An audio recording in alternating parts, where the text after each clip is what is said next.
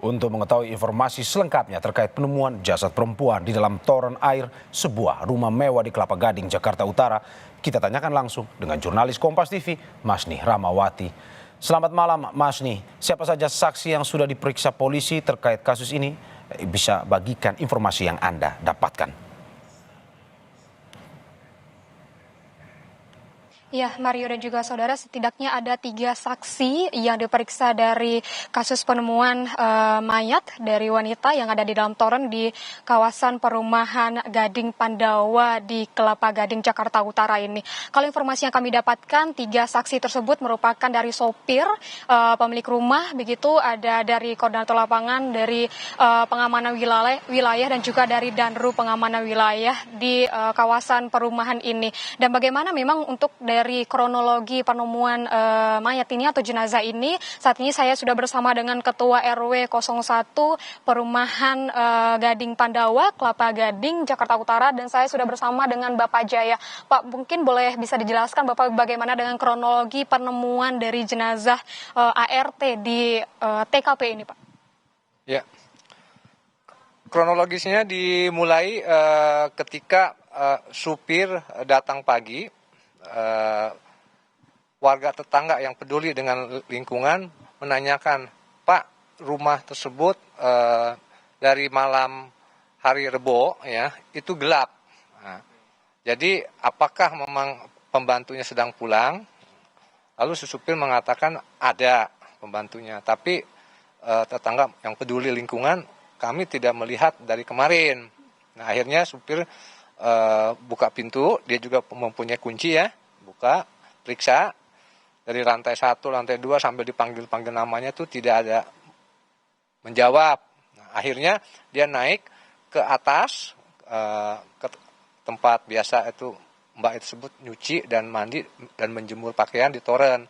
Nah, dia menemukan toren itu sudah dalam keadaan tutupnya terbuka dan menengok di dalam toren itu sudah ada jenazah ibu pembantu itu yang sudah meninggal. Supir pun kaget, dia berteriak, dia lapor ke bapak tetangga yang di depan yang memang dari awal tuh agak peduli ya, curiga ini lampu gelap. Nah, kemudian pada saat itu juga korlap wilayah kami ya itu sedang patroli, akhirnya di stop di jalan, dihubungi dan untuk periksa ke sana, dan korlap kami pun melihat memang itu memang ada benar mayat tersebut di toren ya seperti yang dilihat oleh supir.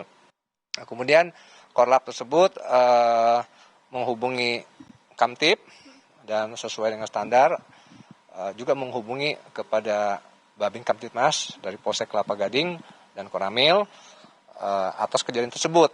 Nah, maka dalam hitungan waktu yang singkat ya teman-teman dari TNI Polri pun berdatangan kemari, ya kan, dengan sigap melakukan. Nah, berarti langsung olah TKP gitu ya, Pak ya? Ya. Kalau untuk evakuasi dari jenazah sendiri itu bagaimana Pak untuk toren? Jadi karena toren tersebut tidak bisa diangkat, itu kan terkunci dengan pipa dan juga kondisi mayat itu kan sudah kaku. Dengan mulut toren yang itu sulit. Nah, akhirnya dari tim evakuasi meminta bantuan dari warga kami itu untuk dipotong pakai gurinda dibelah 2. Nah, setelah dibelah 2 tersebut, baru dari tim forensik dan pihak yang berwenang lainnya itu bisa mengevakuasi mayat tersebut. Ya, seperti itu. Kalau dari penglihatan warga di sini ada yang mencurigakan nggak Pak dengan rumah ini beberapa hari? Mungkin dari kan tadi disebutkan beberapa hari itu keadaannya gelap gitu ya Pak ya? Apa ada yang mencurigakan atau tidak Pak? Warga tetangga biasa melihat rumah tersebut setiap sore menjelang malam itu lampunya itu terang di sini. Nah, tapi khusus di hari Rabu itu gelap. Berarti keadaannya seperti ini ya Pak? Iya, seperti ini gelap dan tidak ada, biasanya tuh suka Mbak itu kan masih kedengaran suara lah. Nah, itu sama sekali tidak. Maka warga tetangga yang peduli itu ketika bertemu dengan supir yang memang datangnya tidak tiap hari ya, menanyakan Berarti dari warga itu ada yang menanya ke yang pemilik rumah nggak Pak? Kenapa tiba-tiba gelap gitu Pak? Pemilik rumah kan tidak tinggal di sini. Jadi bertanya kepada supir yang memang kalau datang itu tidak tiap hari ya. Karena tuan rumahnya itu sedang ada di luar, di luar negeri kalau nggak salah, di Penang ya, sedang berobat. Berarti sehari-hari yang tinggal di rumah ini siapa Pak? Sehari-hari itu adalah Mbak pembantu tadi yang bernama Bu Nami, ya, yang usia juga sudah termasuk lansia, dan supir yang datang kadang-kadang 2 hari sekali atau begitu ya Pak Leman ya? Iya seperti itu, ya kan. Berarti waktu yang rumah ini ditinggalkan mungkin berapa hari setelah si ibu ini ditemukan atau mungkin dari tanggal berapa si rumah ini ditinggalkan dari pemilik rumah dan ibunya sendiri di rumah? Oh, sudah cukup lama. Sudah cukup lama. Sudah cukup lama Pak Leman ya? Iya.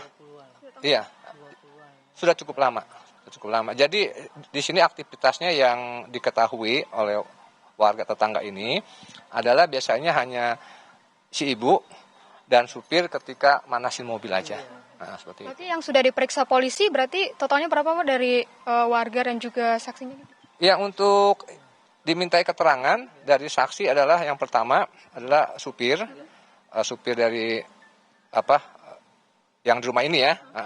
Kemudian korlap security namanya Pak Leman.